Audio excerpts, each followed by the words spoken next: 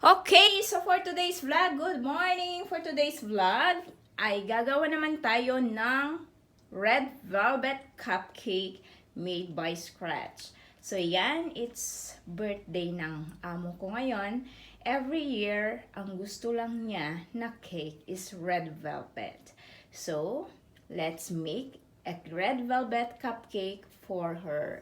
Ito yung ating mga ingredients naman na ating gagamitin for our red velvet. So we have here, it must be room temperature of 113 grams of unsalted butter. We have here 1 cup of yogurt. I'm using yogurt, guys, kasi yun ang gusto niya. But you can use buttermilk if you have a buttermilk. And we have here 300 grams of plain flour or all-purpose flour, and we have 1.5 cup of granulated sugar.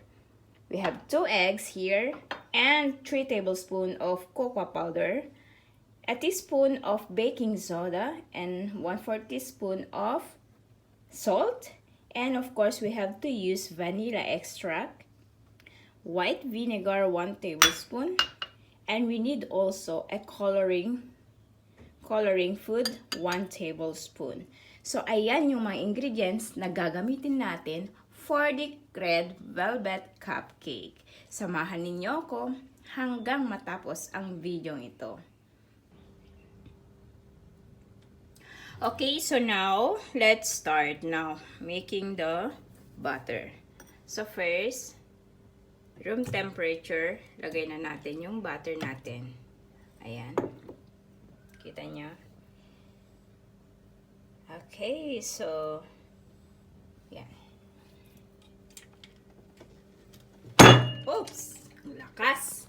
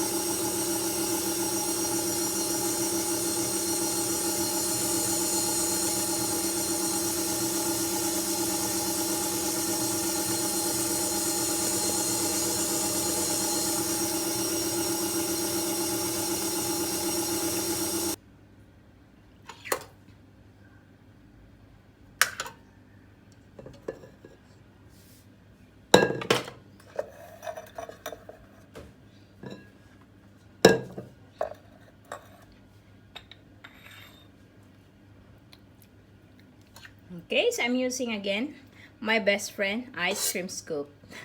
Yan.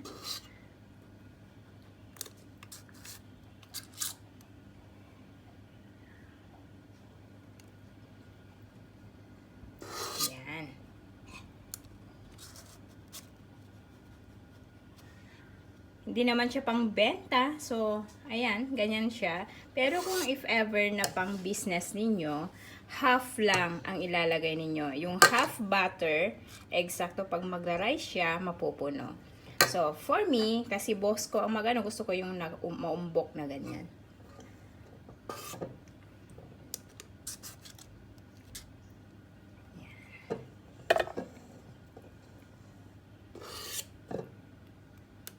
Ang bilis lang kung ang gamitin natin, kung meron kayong ice cream scoop, ito na size, yung malaking size.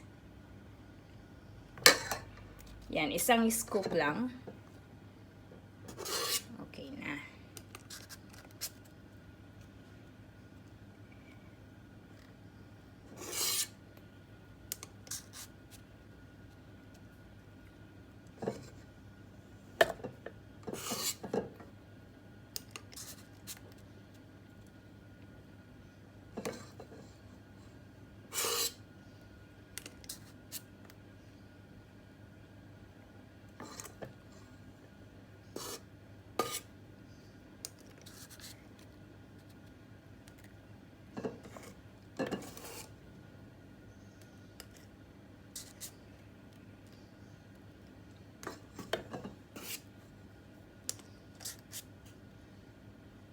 Ayan.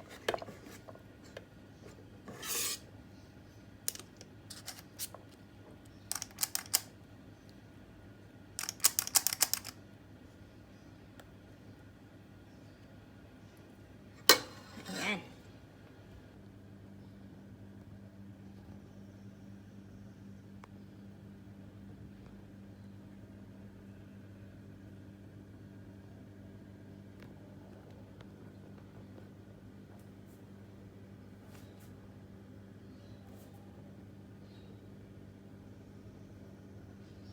Okay, so our next, tapos na natin yung ating red velvet cake. So, hayaan muna natin siyang mag-cool down. Prepare na natin ang ating frosting, cream cheese frosting. So, we have here 500 grams of confectioner sugar, or we call it icing sugar. It must be sifted. Kailangan yung isif yan. And we have here 450 grams of Philadelphia cheese, room temperature. And we have here 340 grams of unsalted butter, room temperature, and we have a 1 teaspoon of vanilla extract. So, iyan ang gagamitin natin for our cream cheese. Okay, so we're going to do now the frosting. So, that is the butter, and we have to mix all together the butter and the cream cheese.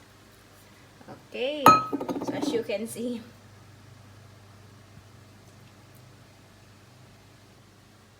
so let's start now.